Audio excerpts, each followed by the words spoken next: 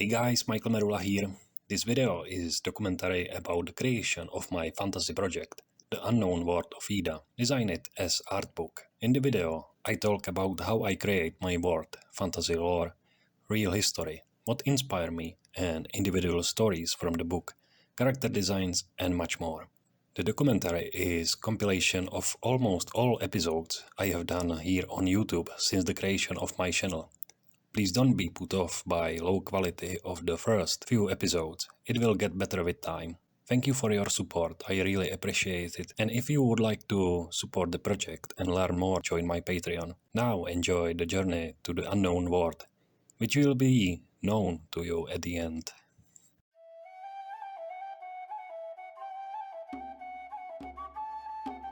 Hey guys, Michael Merua here, welcome back to new video. So, I'm trying to improve not just my illustrations, but also quality of my YouTube channel. It will be some tries and errors, but I believe I can get better soon or later. As always, thank you so much for your support, and let me introduce what will you see here. I'm working on illustrated book called Godfrey's Rebellion and Other Stories from Unknown World. I'm doing this in my free time and I want to share my progress and some how to do it tips. I'm working on this project for about 12 years, but I really doing this for about a year. It is a collection of various stories I wrote in the last decade. I got inspired from various historical cultures, reading ancient books and classic authors from antiquity, a little bit esoteric, and all theories about origin of mankind, such as legend of Atlantis and more. So here is a map of Unknown World. I call this Unknown World because it is known for just for me, but I hope soon you will know it too. Map is set in ancient times of this continent before cataclysmic event known as Great Flood, which was caused by the slide of glacier from north. These deposits of water overflowed the rivers and flooded much of the continent, leading to division of the earth, famine, and the collapse of some civilizations. In the first draft, I have added soldiers who live here because it is fantasy or historical fiction with stories emphasis on military and wars. Another images shows their names according to their cities, countries and rulers. I cannot describe it just in this video, there will be more. It was 10 months of daily work, more than 250, maybe 300 now, sketches, drawings and finished colored illustrations. Here are just fractions, what is done and what will come. I had idea about several fantasy stories in mind from 2010. Start working on this project in January 2022, but I am far from done and it goes on. This project is evolving each day with each new idea, little story, lore, and there is always new artwork and new idea. I have never worked so hard on anything like this, and in my darkest times of life, it literally keeps me alive. I just want to say thank you so much for all your support, and many of you are here since beginning, which makes me, of course, happy. If you have any questions about anything art related or just general info about Unknown World and inspiration, references and anything like this, just let me know. I love your comments and it gives me also energy to do more. So thank you for that, and let me know how do you like it, and if I should continue working on this type of videos. And hope you are enjoying my art project, illustrated art book about fictional history, and hopefully maybe in a year or two we will see this journey finished.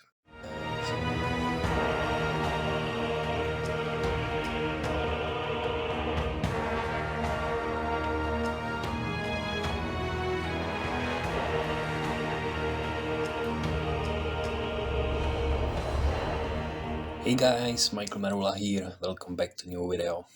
Today I want to talk about a little bit prehistory of Unknown World of Ída. I will show you some illustrations I did a year ago when I started working on this project. One of my first picture of prehistoric times was these megafauna animals. These animals are lived on the cold north in the lands of Romels, which was basically first mankind of unknown world, similar to our Homo sapiens, or more like cavemen. Surely there was a lot of more different creatures or animals in fictional ice age, but lately they were hunted down by modern humans. And I'm also planning to do more of these animals in future, but recently I have so much work, so I don't know when I will get it done. Today we will focus on two ancient tribes who used to live on the north. These are Yamna, peaceful people living on the north, and Tengri riders. Here is Huntress from Yamna tribe, living on endless cold plains with her loyal snow fox. And her story is something like this. When a girl is born in the Yamna tribe, they gave her a small snow fox. They both grow up together, and when girl reach puberty, she's sent with her companion into the wild. There, in full moon, she ritually sacrifices her animal friend. She eat his flesh and start wearing animal fur. Then girl returns to her tribe as adult woman known as huntress. This similar ritual was common during Neolithic age in Europe. It was rite and symbol of adulthood when boys become warriors. Yamnaya was real culture in Eastern Europe, and they were first in human history to ride on horses and chariots. In ancient times, horses were firstly hunted for meat. These horses were called botai and were much more smaller, similar to Przewalski horse. Sadly, they do not exist anymore. As the Yamna people try to find new hunting ground in the southern regions, they encounter an extremely territorial semi-nomadic Tengri tribes from east. Yamnas are trying to negotiate, but it didn't take long, and soon the hunting group fought to the death over the hunted animals and petty disagreements. Territory fight between Yamna people and Tengri nomads began to intensify, and soon the Tengri began hunting Yamnas. Tengri's superior cavalry abilities allow them to attack Yamna's camps, villages, and in the blink of the eye.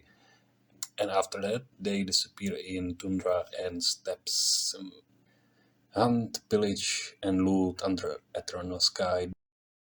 This illustration pictures a wild nomad from Tengri tribe during prehistory of this world. On my Instagram, my followers could choose weapon for this Tengri rider. After all, we choose whip or lasso because nomadic horsemen were using ropes to capture their slaves. or even dismount enemy cavalry from the horse. That's why famous Polish winged hussars wore wings to prevent to be catched by Tatar riders with lasso. As always, I had some troubles to design Tengris. In my book, they were still called Romals, based on ancient Huns or medieval Mongols. But in the prehistory, I did mix of these tribes with American Indians, which was, after all, good idea. Tengri had a huge impact on events in Unknown World. They wiped out Yamna tribes in the north. They migrate south and disrupt Tarkvilan Empire, where they settle for time. I will talk about this later. They also colonized part of Umbria during Godfrey's rebellion, which is the main story of this book. Romals are not quite evil. Their way of life is, let's say, aggressive because they were forced to do by unhealthy condition and struggle for survival. Much later, with the Tengri in Umbrian land, I wasn't sure how they will look like, but I knew from beginning that they must have some Asian influence. They are partly savage and barbaric nation. I want to have some Asian features and later to be similar to Japanese samurais and mixed with Ming Dynasty of 16th century China. By the way, my most recent samurai, this is that 1 year old idea.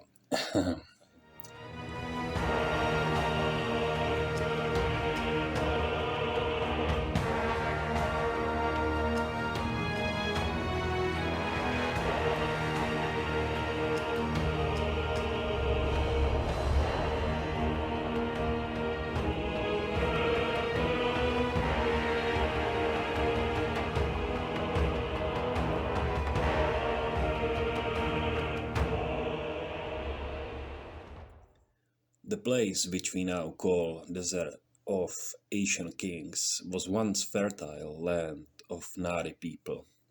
It is said they were first who built cities of black stone and gold, which were eventually buried under sands of time after a catastrophic event known as Great Flood, which forever changed face of our world. I hope you enjoyed little introduction to Nari culture from Turanian Chronicle. On the picture is Nari warrior, personal guard of King Man, Pharaoh if you wish. Nari people are mixed of Egyptians, Zulu and Nubians, and their history is inspired by oldest and almost mythical history of Egypt described by Herodotus. These warriors carried traditional Zulu spear and sickle sword inspired by Egyptian sword called Kopesh. It is said Kopesh evolved from battle axe, but it was also used to hook and grab enemy shields. The name Nari is taken from Asian Mitanni kingdom. Egyptians called them Narin. Nari were also using camels in their wars and skirmishes with other local tribes. They are only nation who use camels because these animals are not living anywhere else than in these eastern desert plains. They were using bows and arrows for range fights and long swords in close combat. It was extremely useful against tribe using horses for war. We know horses are feared by camels. Greek historian Herodotus described event when Persian king Cyrus II fought with Lydian king Croesus at the Battle of Timbra. Croesus mounted his riders on the camels and routed Lydian cavalry. This is just some real history for you. Anyway, I had another redesign of older drawing of Nari warrior based on recent pictures of Nari Pharaoh guard. I was imagining him as mercenary in service of King Tark Akvila during Aquila conquest, which I will talk about it later. I had in mind Stygian warrior from Robert E. Howard Hyborian's Age when I did this piece. In that time, I was reading Conan the Barbarian story called Hour of Dragon. Here is unfinished illustration of the story. I did grow up on Swords and Sandals movie like Clash of Titans and Sinbad and many more. And of course, I read Conan on high school and basically inspired me to do this my own stories. So I had subconsciously a lot of inspiration from real history, fantasy, and my imagination as well, which I have mixed together as always. Now I show you Nari mercenary infantry from Aquila Conquest story, which is the first story of my book set in ancient times of Unknown World. I will tell you much more about this legendary game, warfare, and warriors in separate videos. The story of this warrior is this. As King Tark Akvila prepared for campaign against Ultera, he mustered all warriors, not just from his kingdom, but from all lands around. He gathered warlike Northmen from Elmarian forests and mountain folk from Eagle Mountain, known for their skills with slings. From distant eastern land of Nari, he hired desert warriors, armed to the teeth, with various weapons and poisoned arrows. Nari warriors used to fight half naked because of the heat, with brutal weapons which could split enemy shields into splinters. For this campaign, Narian adopted Western clothing and pieces of armor. They were feared for their unusual appearance and fighting style.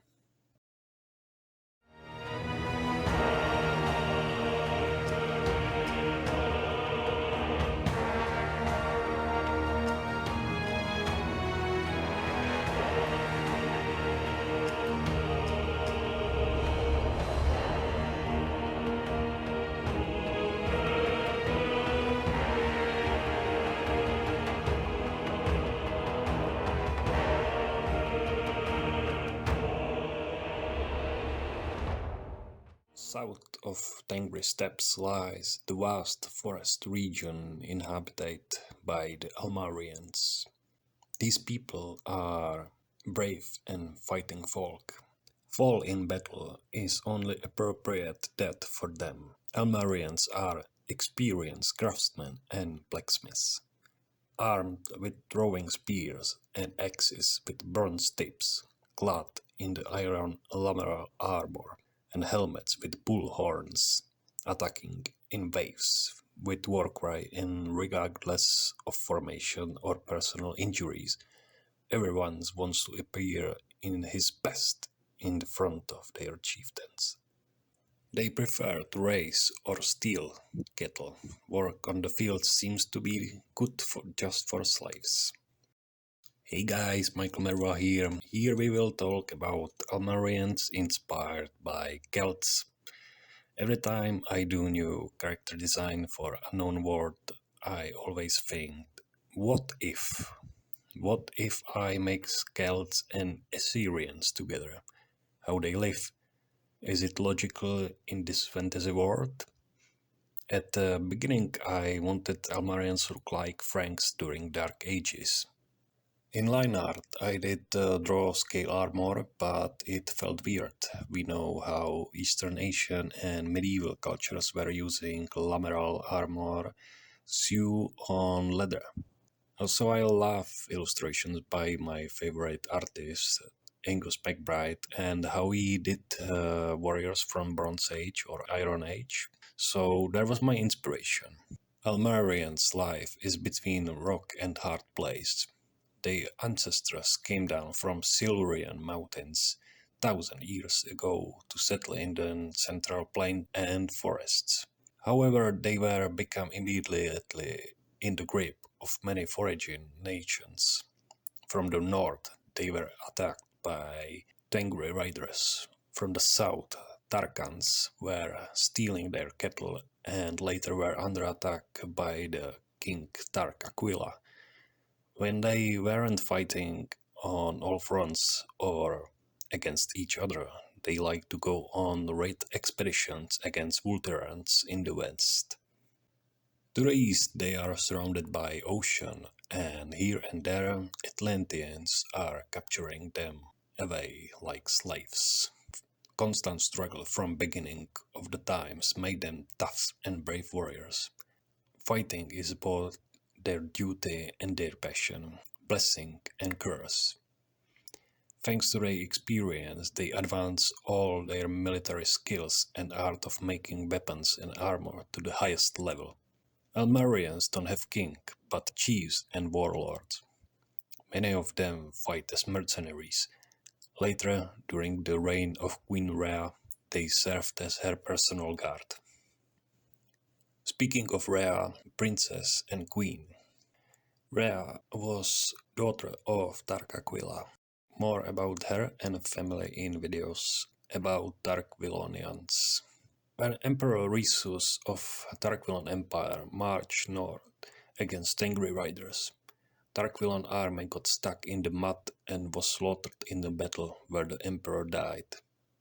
Meanwhile, General Almaric was trying to get to the rear of Tenger horde in the flanking maneuver. Unfortunately, spring melting snow flooded the rivers. His advance was slowed and then stopped.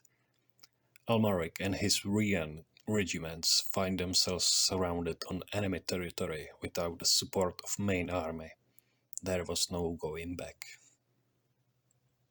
Wall concept is mix of Dark Ages period with Germanic and Hans raids on Western Roman Empire, or Sea People migration and collapse of Bronze Age civilizations. Later, Rhean warriors. After the cataclysmic event known as Great Flood, the Almarian people were forced to settle in the former Romal, or now called Tengri lands. With shortage of resources, small population and general danger, the Almarians become expert in guerrilla warfare. Armed with hunting spears, short broadswords, sax daggers, and crossbows, in Tarkan scale armor, they laid ambushes against Tengri cavalry invaders. They carried symbol of sun on their helmets and flags. Rhea, she becomes ruler of Tarkvilon, and she was called as Lady of Sun and Fire. Rumor says Rhea was daughter of Almarian low-born woman because she had red hairs, and Tarkans have usually dark hairs.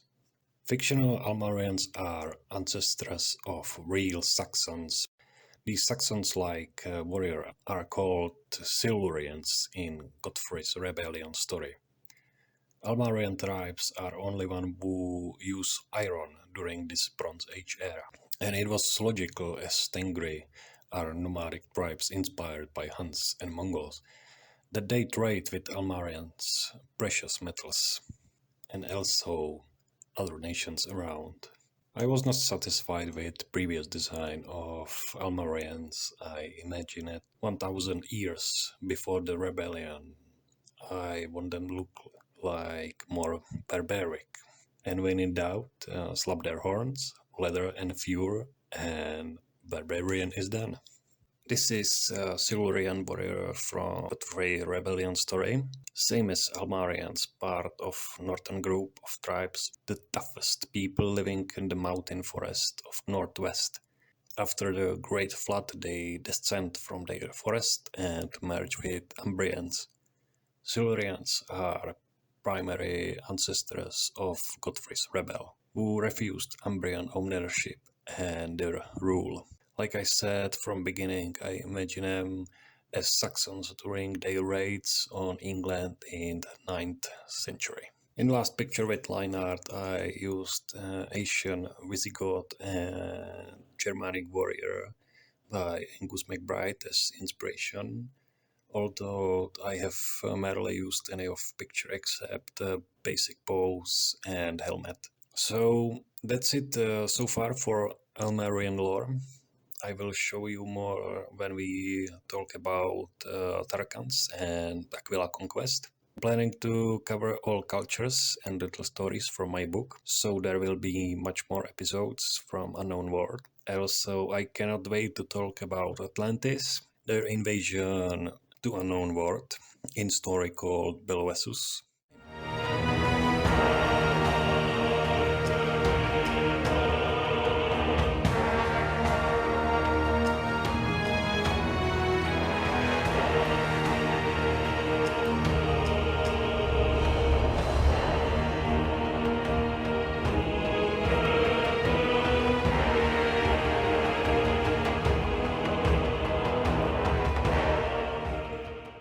In this episode, we will talk about Vulturans. Southwest of the wild territory of Almarians lies several city-states, of which are the most important city of Prigi, coastal Argos, but strongest and most arrogant is Vultera. Vulturans live relatively peacefully, enjoying culture and art, and generally consider themselves to be much more superior to others. To the northwest lies the city of Prigi, with golden tower of sun. Although in the surrounding mountains Phrygians mining gold in large quantities. Phrygians, unlike the Vulturans, are not so arrogant. They also love peace, fine craftsmanship, and architecture. Their army is used only to protect their freedom. Small squads of Phrygians was forced to fight on Vulturan's side during decisive battle with King Tark of Aquilonia. When the war with Tarkans was approaching, all men able to fight were called to arms. This also applied to Vulturan's sons of rich landowners and merchants. These young men served as light cavalry, armed with pair of javelins and curved sword. Since they could not match Tarkan's heavy cavalry, their task was to explore enemy maneuvers and harassing their formation as mobile skirmishers. This light cavalry is supposed to avoid close combat, but in the worst case of emergency, the horsemen dismounted and fought as auxiliary infantry. Out of battle, they pursued like hunters, lone soldiers, gathering forage and wood. At Battle of Vultera also fought Phrygian Sun Guard. These men were elite swordsmen, serving as personal guard and also as shock infantry. They fought under Phrygian commander Lars on the right Vulteran flank. And what would the city of Vultera do without his ruler, tyrant Lysimach, and his cousin Lars, whom Lysimach installed as puppet ruler in Prigi? Lysimach was commander of coalition at Battle of Vultera against Tark Akvila and his allies. Battle was indecisive for a long time until Lysimach was struck by a poisoned arrow from Naari archer. First it seems arrow did not penetrate his breastplate armor and did not even injure him until the poison began to work. Sudden collapse of commander was taken as bad omen from gods, and at this point Vulterans lost all hope. Fun history fact, Latin tyrannus is from Ancient Greek tyrannos, originally neutral designation for a person from the common people who took power or became single ruler. It probably passed into Ancient Greek from some Asia Minor language. The word acquired a harmful tone only in 6th century BC after establishment of democracy. I have planned this story and illustrations for a long time. Some of the pictures are 1 year old. Originally, Tarquian Empire was called Vultera, but first name sounds cooler. The name Vultera is derived from ancient Etruscan city called Velatri. Tarkans was mix of Scythians and Etruscans, so my first sketch of Vulturan was looking more like mix of Italic and Mycenaean warrior. When I did my history illustration of Mycenaean warrior, like you see here, by the way, inspired by excellent documentary by author and historian Dan Davis here on YouTube. I will add link to his channel in description. Check it out. It's amazing. So I went for character design inspired by Bronze Age cultures with some fantasy freedom and elements as always. New illustration is redesign of older character design. I reunified the color scheme for Vulturan faction and adjust armor to reflect his status and the cult of the sun, which Phrygians most worship. There were few color variations. I wanted his helmet to be symbol of the sun rays. A sun theme is also on his body armor and shield. Also still working on illustration of Battle of Vultera. Painting battle scene is always time consuming because you need to work on wall picture, but in the same time on every single character with every detail. And that brings me to idea. As part of world building, I was thinking how these warriors would look like in a common standard uniform and with ornaments as symbols of their coalition. So I have made this design of Vulturan infantryman. Originally I want to make three various types of warriors, one with armor, second with breastplate, similar to some knights or Roman status, and a third with line of thorax, Greek type of linen armor. Turns out somewhere in between with a plume helmet, which gives him more officer or let's say a centurion look. Linen armor reinforced with bronze plates and also with battle axe instead of spear or javelin, similar to Etruscan warfare.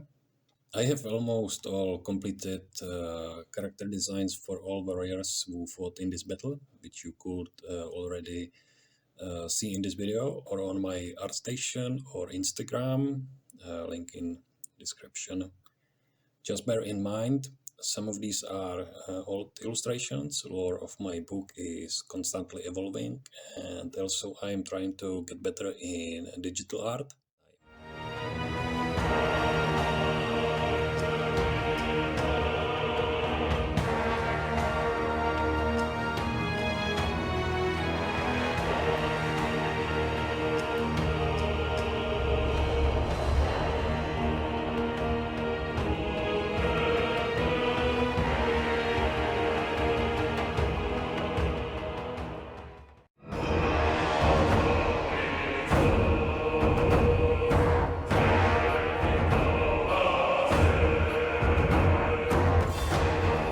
Hey guys, Michael Merula here, and welcome back. Today we will talk about legendary Tark Akvila, his family, and of course about Tarkan army. 1000 years before Godfrey's rebellion, there was a boy who lost himself in the forest during winter. Everybody thought he died by cold, starvation, or was eaten by wolves. But when he came back after winter, he was no longer a scared boy, but a man with ambitions beyond human nature. The first barbarian king who united all scattered tribes of Tarkans was Tark, so called Aquila. Under his rule he established prosperity for all kingdom, which has since become called Tarquilia. Tarkans, surrounded on all fronts by enemies, fought for their survival and later wrote their name in the history as the greatest empire. And in these wild times came king who brought order with fire and steel, raised by great white eagle in the Eagle Mountain nest, as the legends tells. Under the cult of eagle marking the new era, Aquila united all Tarkan tribes, Almarians in the north, and later defeated Vultera. Living in this fragile peace cannot be held without army. So the first barbarian king mustered up warriors from different tribes, which he united to defend against all invaders.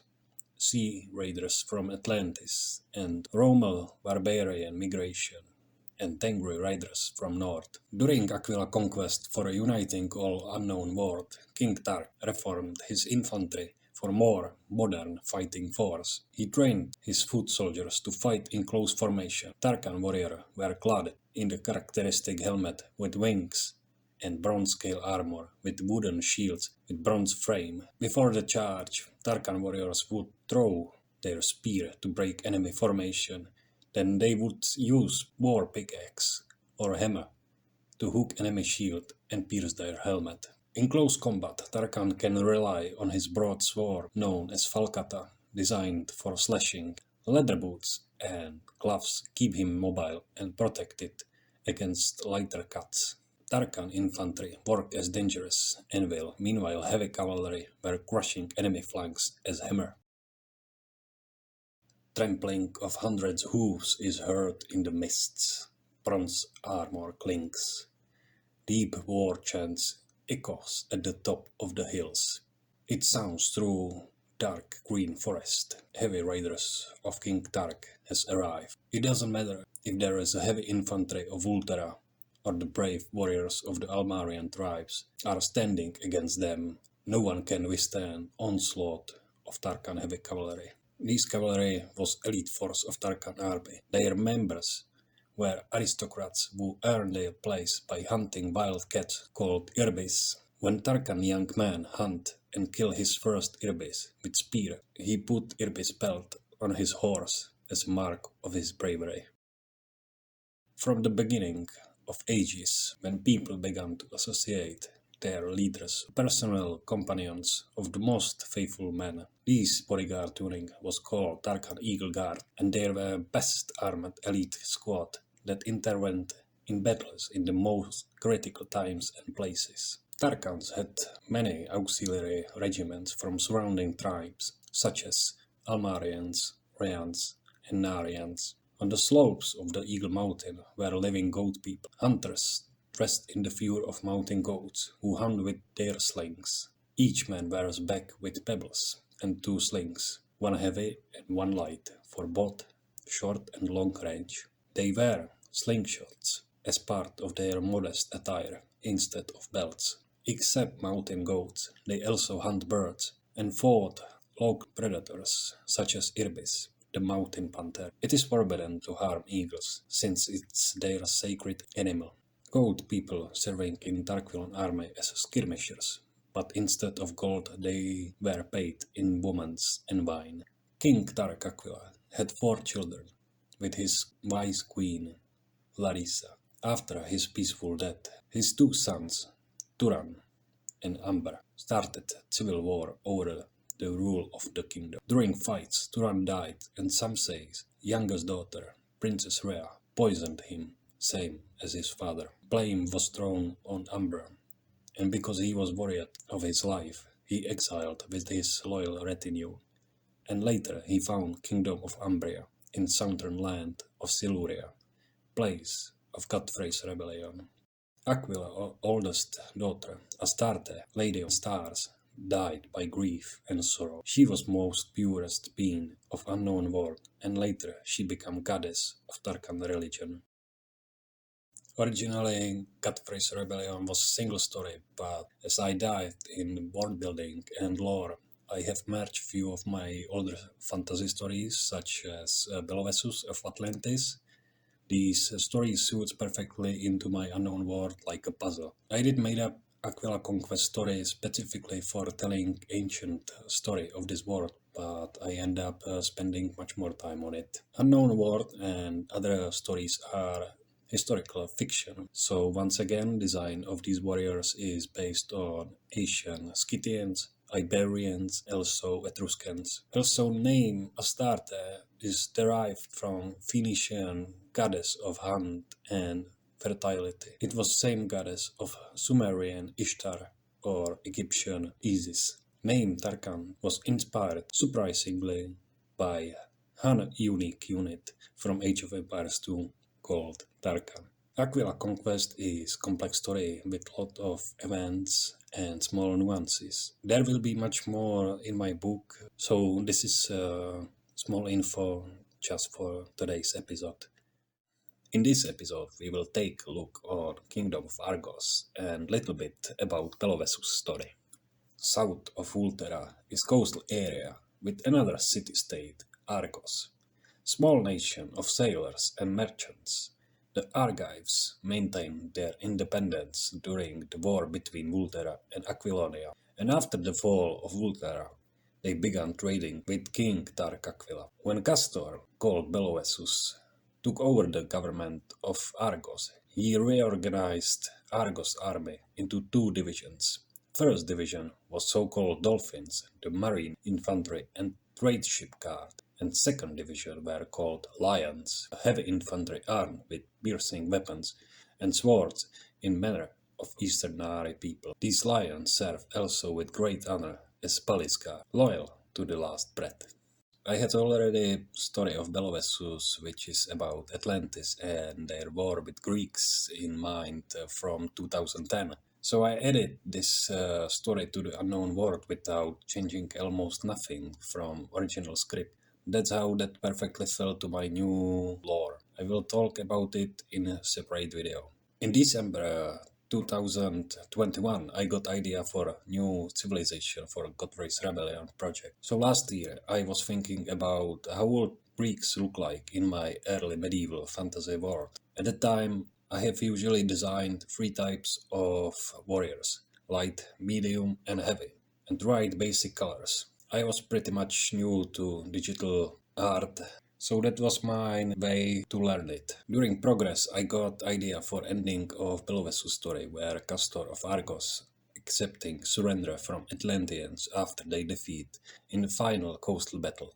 Castor, thinking about their fate, did he order to slaughter them all, make them slaves, or release Atlanteans free? That we will find out in other episodes. So I did around 300 characters designs and sketches last year, but I am planning to redesign a few of these soldiers and made some new one. Here is alter illustration of warrior of Argos before Bellovesus, some went during Aquila Conquest, and regular Argive heavy infantry after Castor's military reformation. Keep in mind this is a fantasy book, not real history, although their look is inspired by Bronze Age, Mycenaeans and classic Greek hoplites. Without doubt, I am sure you can see it. Lastly, this is a soldier of Argos during trade wars with Turan a few years prior to Godfrey's rebellion. Prince Lothar of Umbria, who later defeated Godfrey, fought on Turan's side where he grew up as young knight. In this picture, main goal was to design hoplite-like warrior and how he would look like in early medieval times of Unknown World in context with Argives. So that's it so far for Argos faction. In this mini-world episode, we will master character design of fantasy warriors together. I'm sure you love to imagine your fantasy worlds, and I know some of you are making your own projects. So this will be your guide how to approach character design. On the background you will see my complete process how I designed Memnon, Atlantean general, villain of Bellovesus' story, for my art book. I will talk about Memnon in a minute to give you better perspective. To get even better background lore of this character, check out my Worldbuilding series of Unknown World. Okay, first let's start with basic info. Worldbuilding, character design and fantasy illustration are in fact basically the same thing. Why? Well, if you are making fantasy world, you need to think deeply about how your world function and you need to set rules and boundaries for your world. There is so much more to talk about, but today we will focus on human character design. Just beware, most exciting part about world building is how is everything connected together. Every lore detail have impact on your world and people who live there. So if you are making new character, human or beast, you need to know background story of this character. Who or what is he? Where does he came from? Where does he live and how? What is his motivation and role in the story? what impact have on his world and how world impact himself. Let me show you. This character which I am making is Memnon. He is Atlantean admiral from Belvesus story, born and raised in Atlantis by aristocratic family. As warrior, he spent his entire career in wars. As young officer, he participated in the jungle campaign against ape people in Toltec Mountain. When did he rank up? He personally led small navy raids on settlements on the south coastal of Ída. He used his knowledge of quick strikes with smaller forces on the enemy territory without any notice. Raids were focusing on looting, plundering, and capturing slaves, which he enjoyed. So this can give you a general idea about him. Noble-born, strong warrior, smart tactician. Was he a bad person? Depends on the view. For Atlanteans, known for their superiority and conquering nature, he was hero. For rest of the world, he was cruel and hated man. Same as most of the generals and leaders in our history, they had traits of psychopaths. Huge ego, ambition, manipulation, no empathy for common people, and cruelty was their nature. We often glorified famous persons, but they were usually cause of mass killing and destruction. Just think about it. Next, for Memnon's appearance. I spent a lot of time to design Atlantean army and warriors, so I bounced off from already existing designs. So for the start I did few sketches of Memnon and his weapons and armor. I gave him, same as for all Atlanteans, fish-scale armor made from orichalcum, which is Atlantean alloy of bronze with sea ornaments. He have on his back jaguar belt, symbol of his status and heirloom from Toltec campaign, where he encountered these wild animals. Sword is elegant weapon, but mace is more brutal tool and often known as symbol of leader.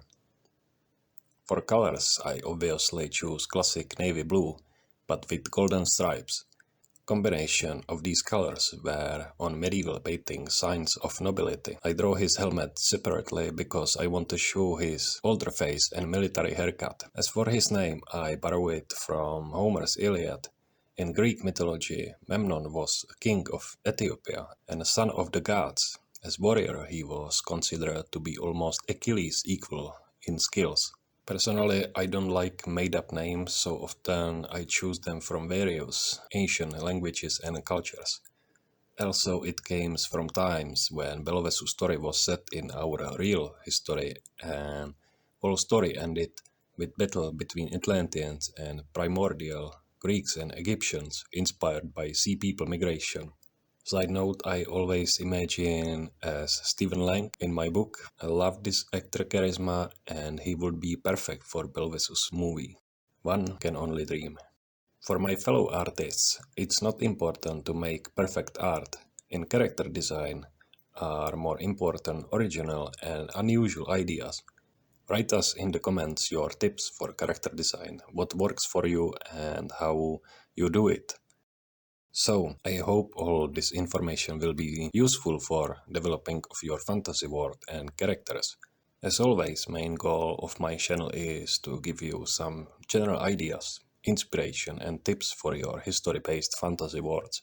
In today's episode we will talk about Godfrey's Rebellion, but mostly about origin of the story and how it started, my whole project about Unknown World of Ída. What will you see is my oldest illustrations and description, how I started my illustrated book. Whole concept changed from RTS game idea. If you watched my world building series, you will see how lore has changed. This will be a longer video, so sit tight and let's do it. 8 years ago, when I lie in hospital and could not move, I have nothing to do except reading Anglo-Saxon chronicles, comics, and I had also my sketchbook with me. Then I saw this picture and in that moment I got idea, just fantasy. As I lie in crippling pain, my mind traveled to this fantasy world. I have spent some time sketching and developing this idea. I was keeping this fantasy for 8 years in my mind, and I have finally started working on this project last year, which is called Godfrey's Rebellion. Tale of Baron, who rebelled against his kingdom. In the end, he lost, and the story is told by winner. Welcome to campaign map of Godfrey's Rebellion. Players start as Prince Lothar, who is returning from his travels to reclaim Umbrian Kingdom on the south. In the first mission, Lothar must repel rebels and mercenaries of Baron Godfrey, unite all Southland and conquer Baron's stronghold on the northwest.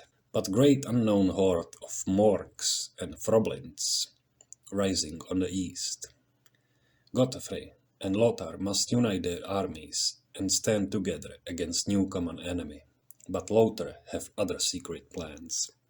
Main feature of this game design or concept was player could equip his unit as he wish. Player will make armor and weapons from various resources, and he can choose how his recruits will be armed, with spears, swords, shields, bows, chainmail, and so on. Mix them as he wish. Player can make it in that way light and fast, or heavy and slow infantry or cavalry. He can also breed horses for riders. In campaign against Baron Godfrey, Prince Lothar can hire mercenaries from Southlands of Turan. I was planning to draw a wall fiction of Turan as some kind of DLC campaign map. By the way, I am planning to work on Turan culture for story set after Great Flood in the times of I called Dark Ages of Ída. As Prince Lothar traveled to southern lands of Turan, he became guest and good friend with Caliph Rion, leader of Turan people. Obviously, there was inspiration from medieval Saracens, as Western chronicles call them Turks, on other hand called them Crusaders as Franks. There was idea about three main factions of Godfrey's Rebellion game. Rebels, which are now called Silurians, inspired by Saxons and Celts. Ambers, inspired by late Roman army and Normans. And Morgs and Froblins, orc-like horde faction. Morg's design was based on Asia warriors, mainly on Japanese and Mongols, and I am not still sure about their name, so it's still work in progress. For Baron Godfrey, I haven't clear idea if I should make him more like Viking or like Knight. I still cannot decide which armor suits him better. I like idea of plate Gothic armor as he is veteran warrior knight, but lore is set in early medieval times. By the way, which one you like more? So another quick sketch and exploration of cavalry during Godfrey's Rebellion. As I said before, inspiration for these soldiers were Normans and early medieval period. I was thinking about drawing cavalrymen for Umbria and wonder if rebels got some type of medium cavalry too. Rebels are infantry focused because these men are from woodlands and their primary work is harvesting wood, which they export to Umbria. Surely, rebels used horses for transporting wood in forests. During rebellion, Baron Godfrey needs to deal with Umbrian cavalry, his army using horses only for scouting and flank attacks. He cannot match with Umbrian knights. In this situation, Baron hired veteran mercenaries with spears and pikes to stop Umbrian cavalry charge. Let's move a little bit to story before rebellion. Main story of Godfrey rebellion's beginning 200 years after rule of King Sigismund the Unifier. Opening prologue mission take place in his last battle against horde of Morgs. Strong and wise Sigismund, according to lore, unified all Umbrian people and built great wall between two mountains against all invading armies and secured that South Umbria for living in prosperity. Umbrian soldiers were soft farmers but well equipped with iron armor and weapons. Meanwhile, rebels living in the North Forest and Mountain were naturally using axes but light leather armor and round wooden shields. All armies used different weapons. Rebels had mercenaries with maces, which is excellent weapon for destroying armor, helmets and shields. Umbrians, on other hand, had Turan mercenaries with their famous archers and scimitars. Later, son of the King Harald and future ruler of Umbria was Lothar, so-called conqueror. He spent his youth in southern lands of Turan, and he learned wisdom and cunning as well as military tactics. He also met their princess Yala, which he fell in love. Lothar fought in Turan against local bandits, and together with Yala they fought in the trade wars against Argives. When Lothar returned to home, he found out that Baron Godfrey rised up against King Harold. Lothar gathered army and ended the rebellion in a series of battles, but true enemy was about to be revealed. As soon as Godfrey's rebellion started, peasants take up axes and hunting spears.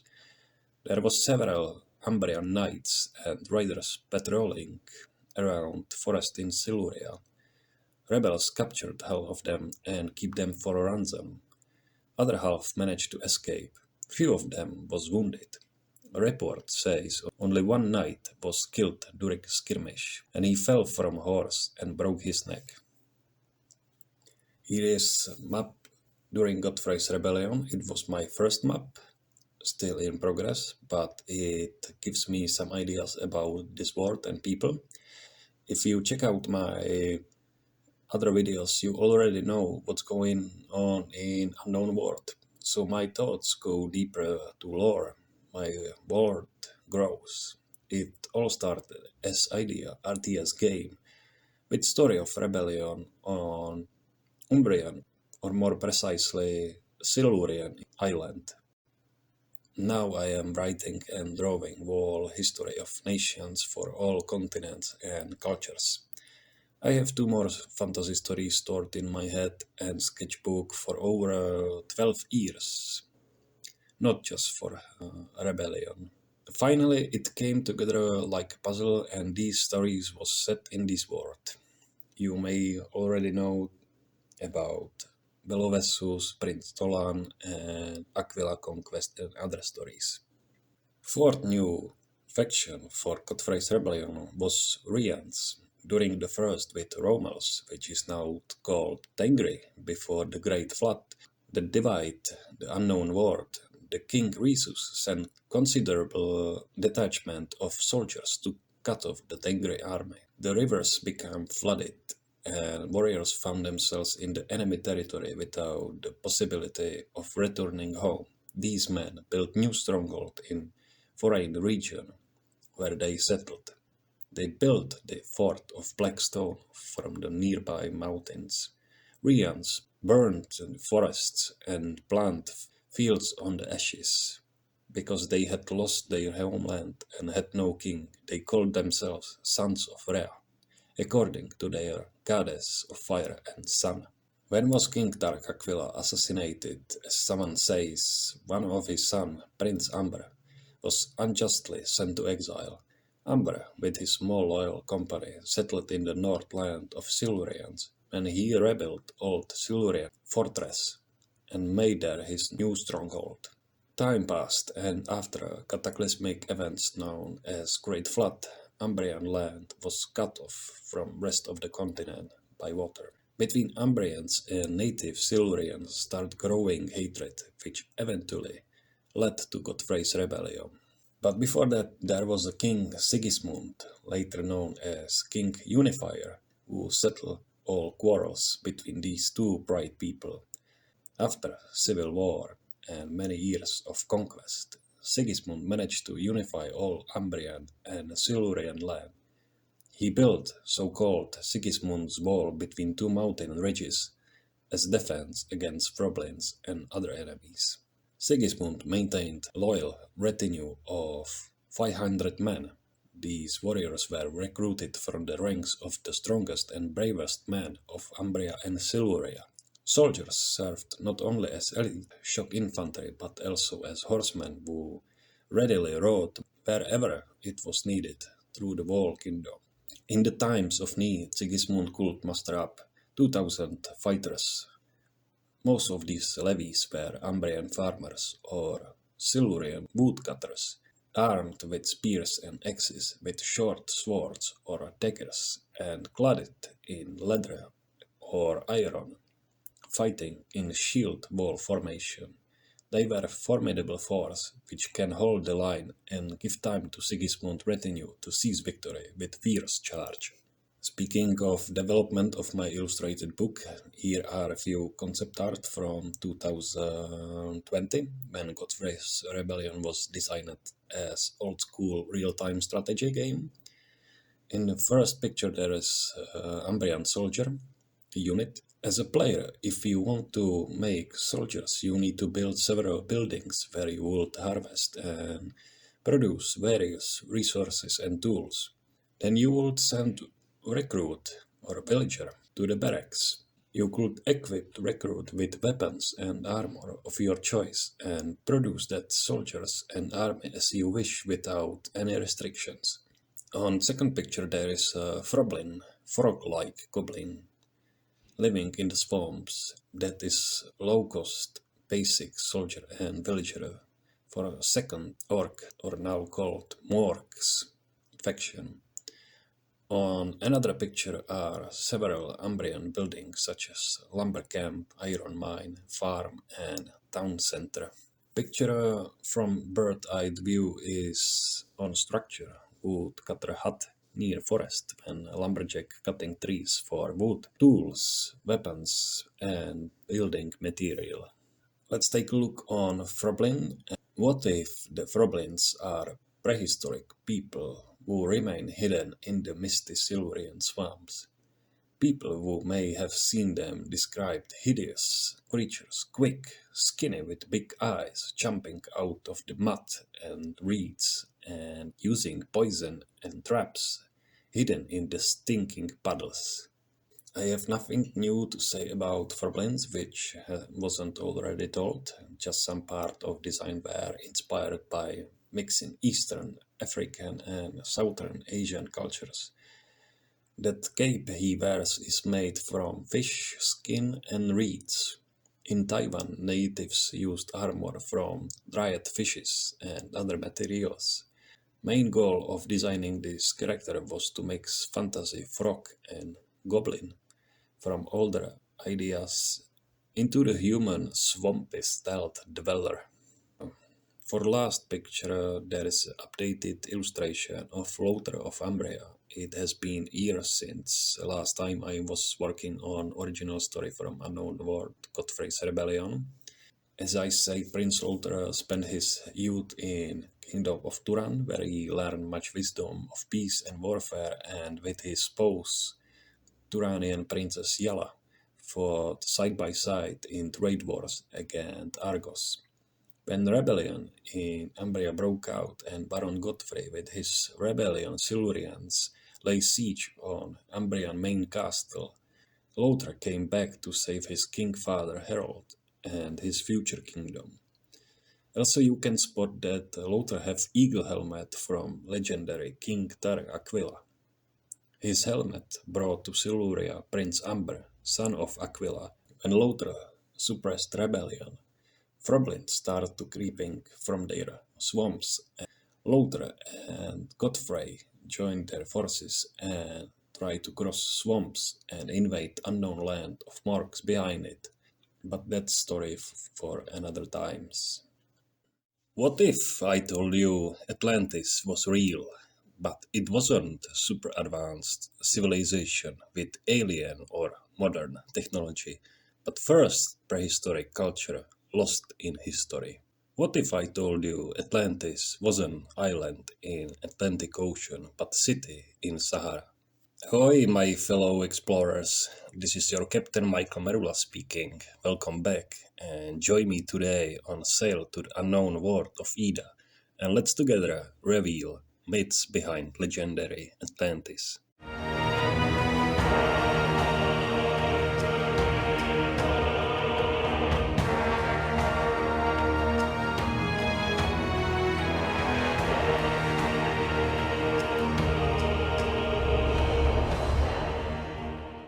I have spent a lot of time gathering information about Atlantis. Right now, it's about 15 years. I could write a whole book about it, and I actually did it, just sort of, in Story of Pelovesus.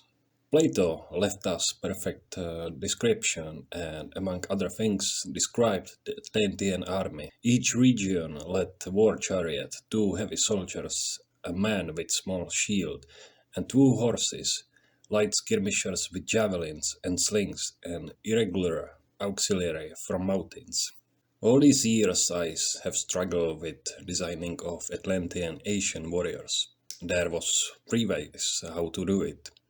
First, design them accordingly to history, which would be Stone Age or Bronze Age period.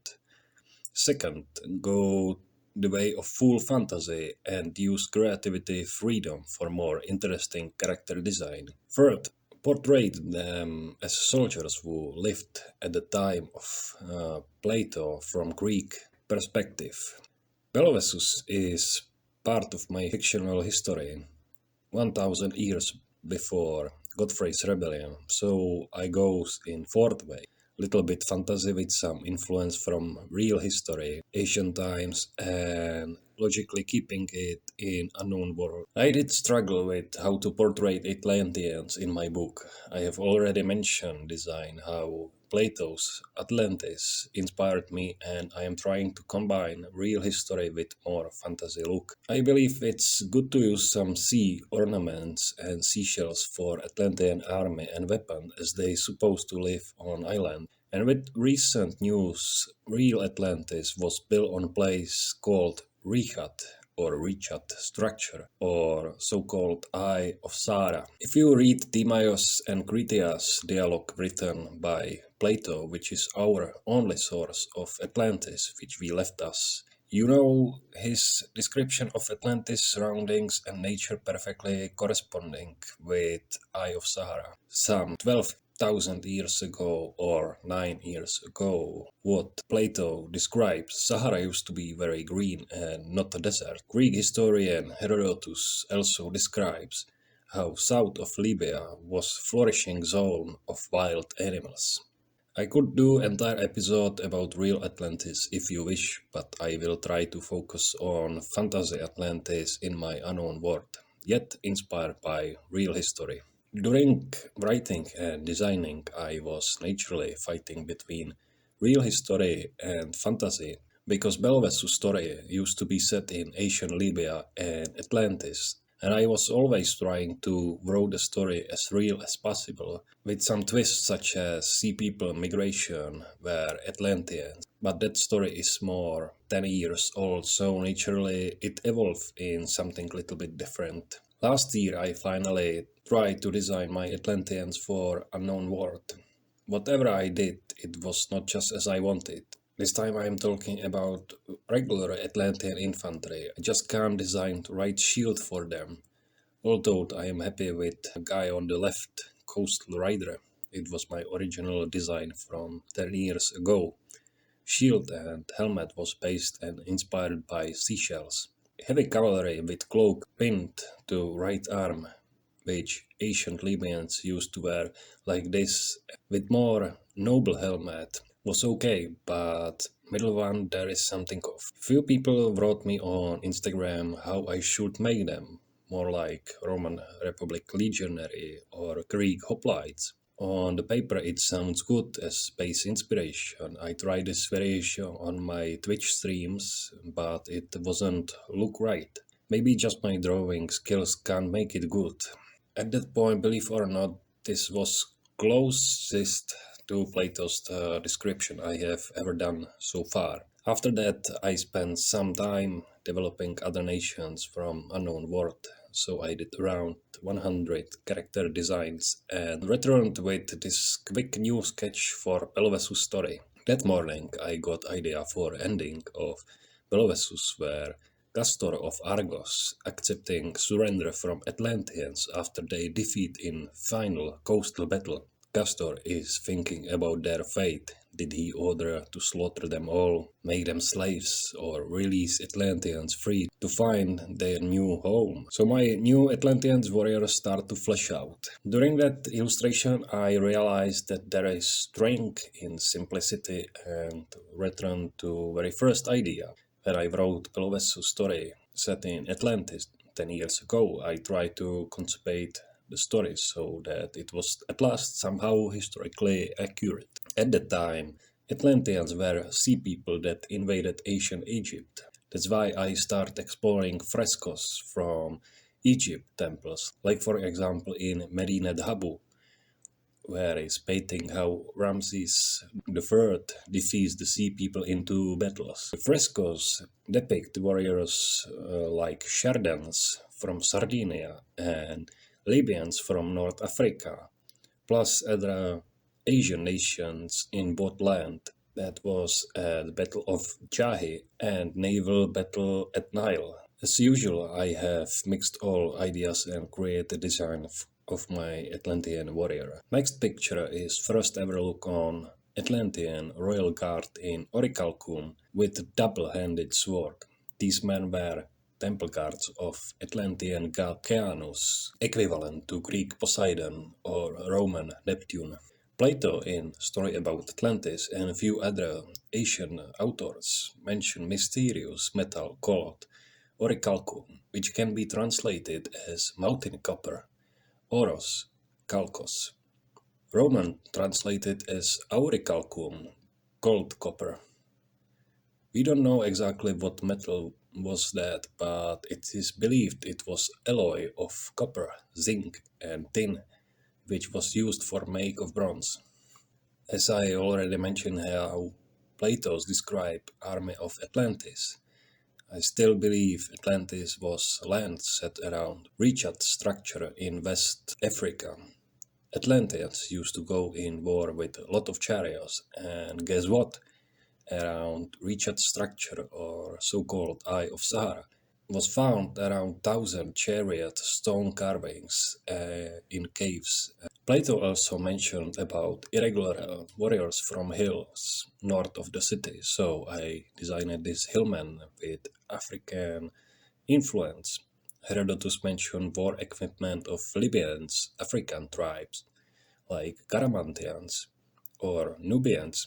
There was interesting part about using gazelle horns as tip of the spears and animal skin as shields. Also, hillman holding club-like weapon is inspired from my recent visit of ancient Egyptian exhibition of Tutankhamun.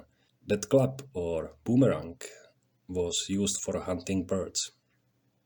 Fun fact, shield made from elephant or hippo skin could stop bullet from pistol. It was tested in 19th century during European colonization of Africa.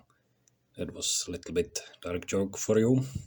I try to avoid using metals for weapons and armor because I can imagine ancient hillmans was very poor. There was another long pause between design my Atlanteans, but this time I get them right so as I wanted. And it was because I work on deep history of Unknown World, and as I deep dive in world building, something just click right. So there was this Atlantean coastal rider backstory. After many ages, the Atlanteans raided the southern coast of the main continent of the unknown world. Their arrival was always heralded by unusual fog.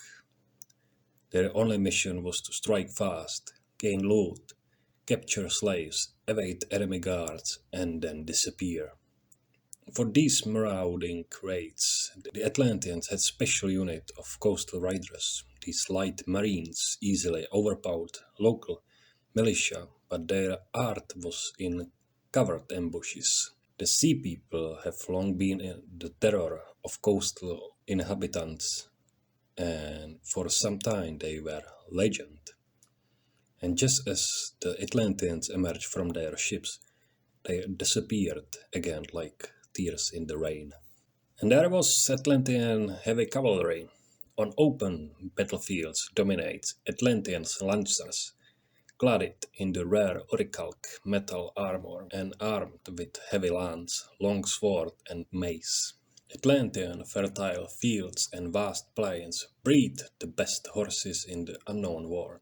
Known for their beauty and strength, there was no army that could withstand charge of Atlanteans lancers in their wedge formation. Only the bravest who could face them was Lions of Argos, personal heavy guard, infantry of Castor of Argos, who formed this squad specially for war against Atlanteans.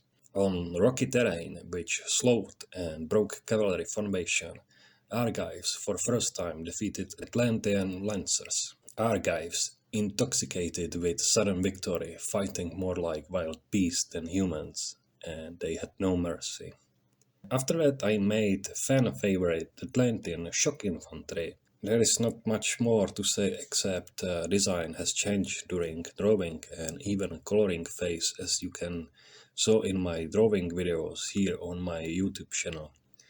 I like all variation, but it turned out for the best, I guess. So with new designs was like snowball effect, and it was on good path, so I continue working. This is early Atlantean warrior or jungle warrior, how I call him. This design is a little bit out of book, based on my older sketches. I wasn't sure about exact military purpose of these warriors. They could be marines, coastal riders, support, temple guards. I have work title for them, jungle warriors, which describes their purpose and inspiration.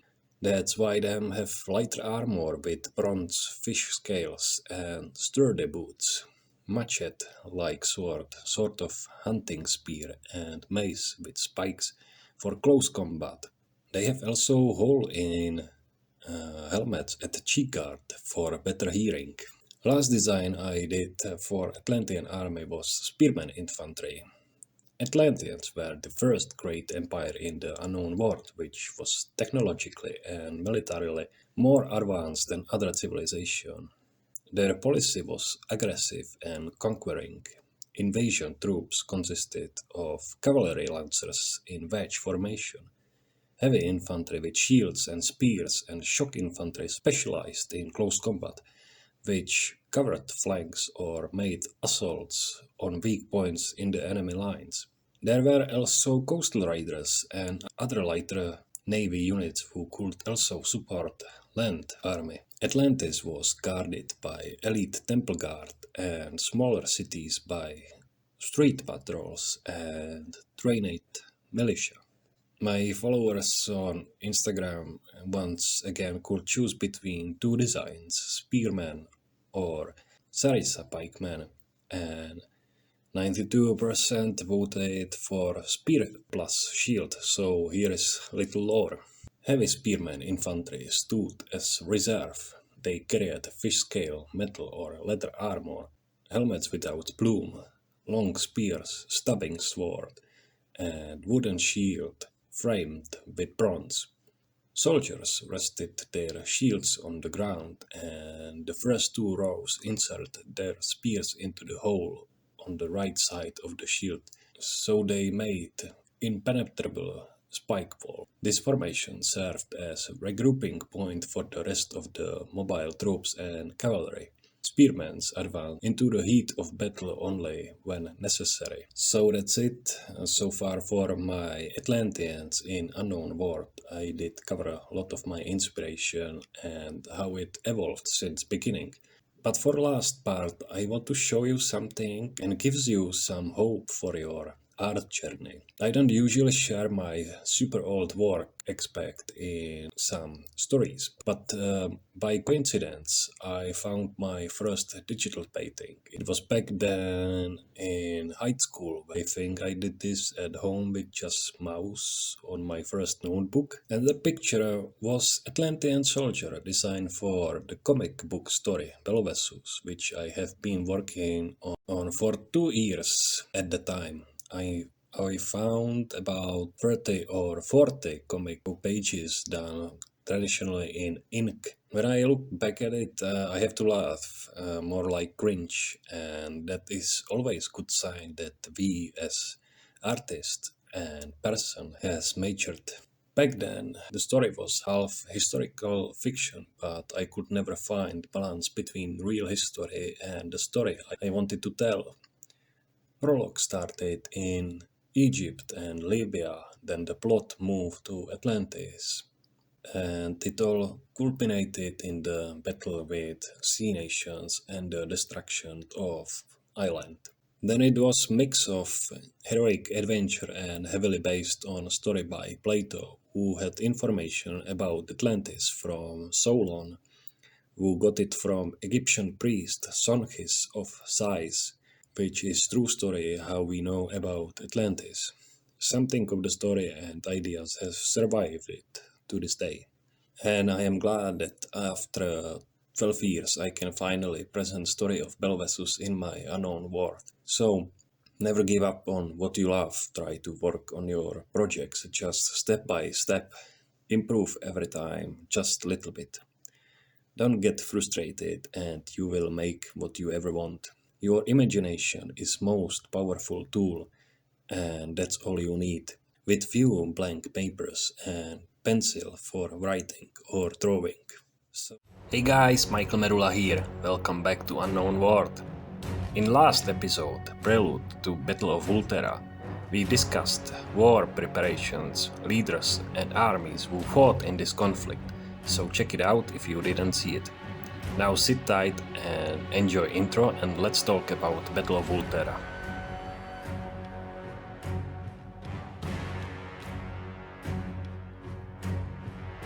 Previously in Aquila Conquest, after the rise of King Tark Akvila and unification of all Tarkan tribes, Aquila made an alliance with Almarian tribes in the north through marriages, established trading pact with Argos on the southwest and with Nari desert people on the southeast. In that way, Aquila secured Tarquilon kingdom borders and bring prosperity to whole center part of continent. It seemed no one could stand against rising empire, but there were few who could oppose Tarquilon expansion. On the west there were last three city-states, from whom most powerful was Ultera. Ulterans were wealthy and arrogant people who with grudge refused anything to do with Tarkans. Nervousness and envy grew, and soon everything resulted in conflict that had no parallel in the Unknown World. Ultera made coalition with another city of Brige against Tark Akvila and his allies. Both parties mustered up or hired almost all warriors and mercenaries from Unknown World. It was early summer when Tark Akvila and his 25,000 strong army crossed border of Ultera. Between Ulteran leaders was no unity. Some advised to sally out and risk open field battle, others want to dig in and defend the cities. When Tark Akvila sent Almarians, eternal enemies of Ulterans, to plunder Ulteran estates and farms, Ulteran merchants, in their greed and fear of losing their wealth, forced Ulteran chief commander Lysimach to march against Tarkans with 18,000 strong infantry army. Lysimach break camp 10 miles south of Ultera in strong position with open field, but with forest in their back and on the right flank, 3 miles from Tarkan camp. Meanwhile, scouts of Tark Akvila bring news of the Ulteran army position, which has begun to fortify. For Tarkans, there were no time to waste. Next morning, Tarkans marched against Ultera. Ulterans were already in position. On their left flank was Lysimach, with heavy Vulteran infantry. In their center were barbarian warriors from Siluria, distant kin of Almarians. On the right flank was Lysimach's cousin Lars, who led Phrygian and his sun guard. Vulteran light cavalry was in the reserve because they could not match Tarkan heavy cavalry. On the opposite side, Tark Akvila led the right flank with heavy cavalry and his personal elite Eagle Guard. In the center were his youngest son Prince Amber with Almarian and Ryan warriors with a regular Tarkan infantry. On the left flank were eldest Prince Turan with mixed cavalry, battalion and light infantry support.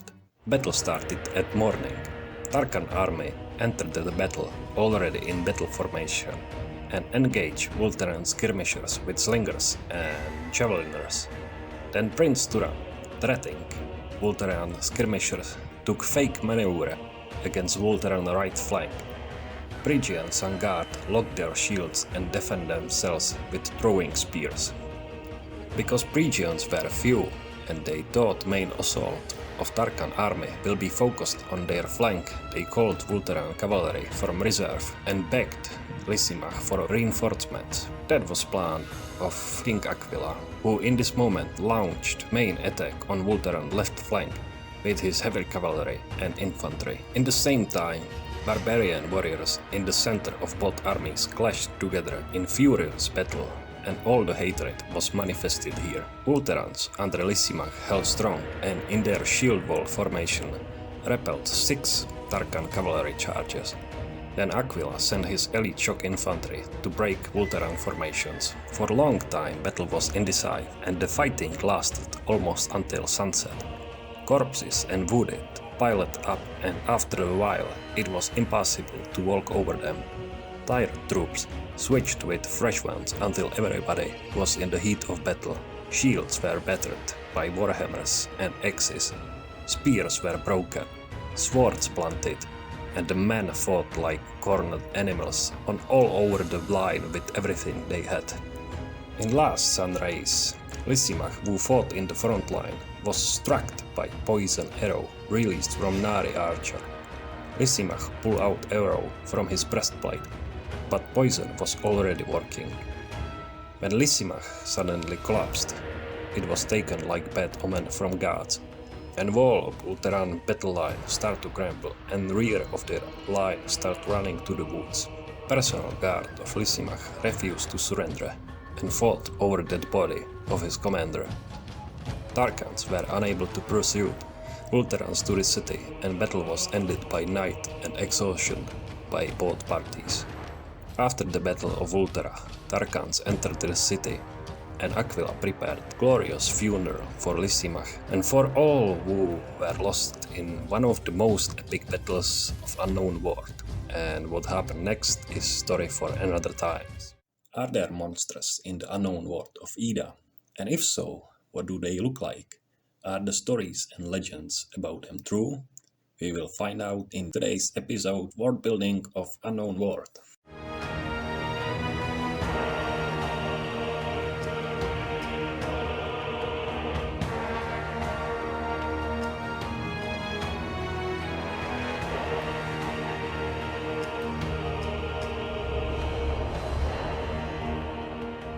Once upon a time there was certainly a megafauna, nature with animals that were much larger than today. However, they were exterminated a long time ago by ancient ancestors of inhabitants of Ída.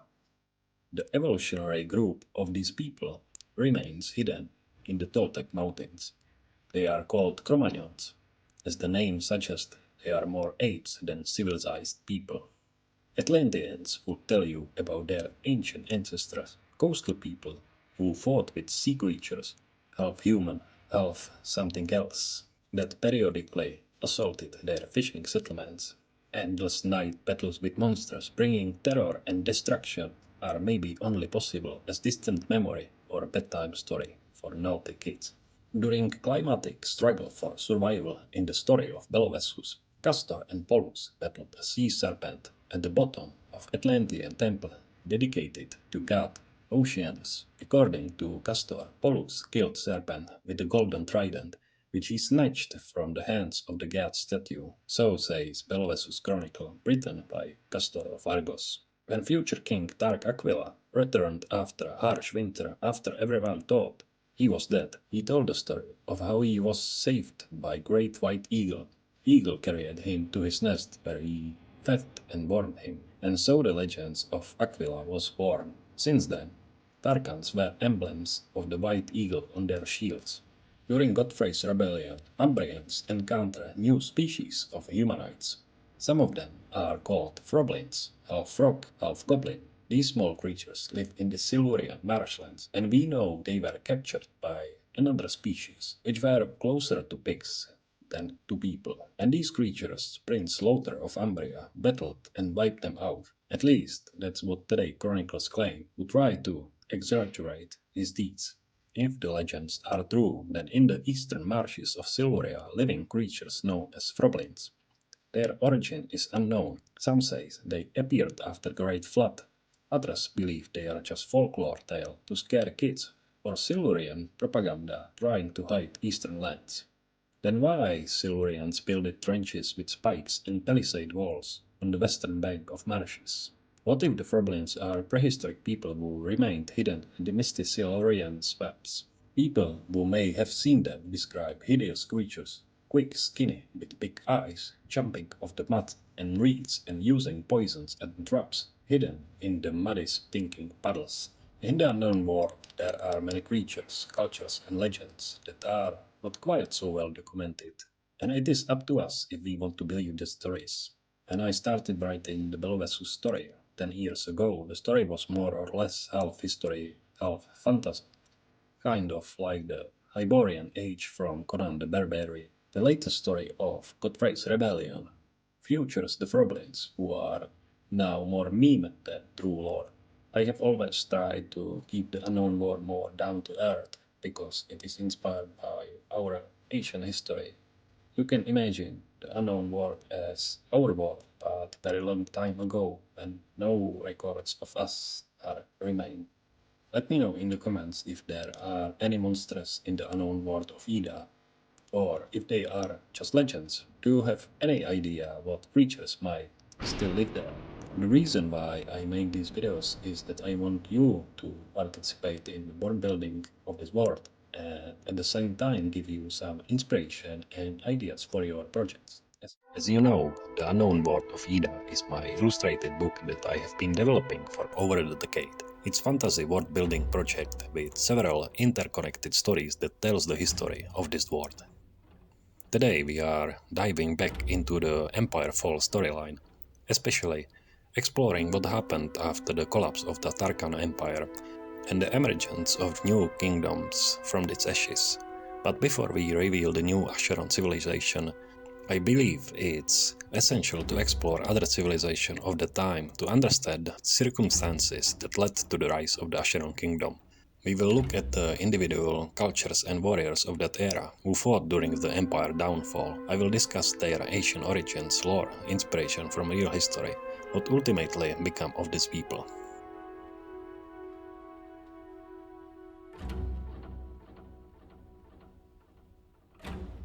In the ancient times of the continent, extensive forests were inhabited by Almarians, divided into three groups: the original and oldest Almarians, the Eastern Rians, and the Western Silurians.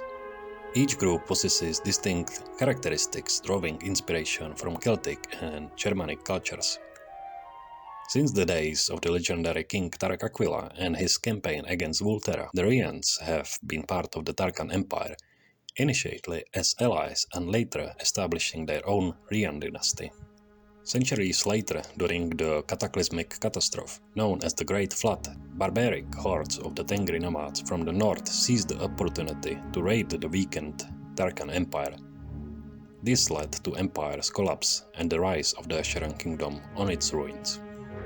While some Rians escaped and established their own kingdom on the edge of the Tengri steppes, the remnants of the Tarkan population fled westward, founding their kingdom of Taren. Inspired by Turkic nations, the Taranians achieved prosperity and education, engaging in the trade wars and supporting claims during the Godfrey's Rebellion. In the late age of this war, the Taranians embark on the voyage westward in search of the sunken island of Atlantis, uncovering various mysteries.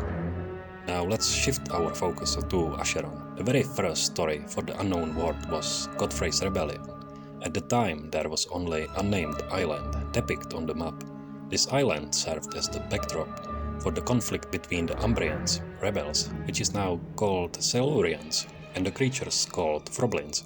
However, as the project evolved, I introduced new continent with a desert faction. Over time, I abandoned the idea of fantastical creatures and focused on creating more realistic and historically grounded world. Thus, the monsters become myths, and Desert of the Ancient Kings become place inhabited by Asian Nahari. But I still had an idea lingering in the back of my mind, a lost Asian kingdom that disappeared before Godfrey's Rebellion. After years of development, this kingdom fell into the place for me. I am calling it Acheron. Founded on the ruins of the Tarkan Empire, the nation of Acheronians emerged from the merging of its original citizens and the Tengri invaders. The name Acheron is derived from combination of inspiration symbolizing the kingdom's origin from ashes, grief and dark atmosphere.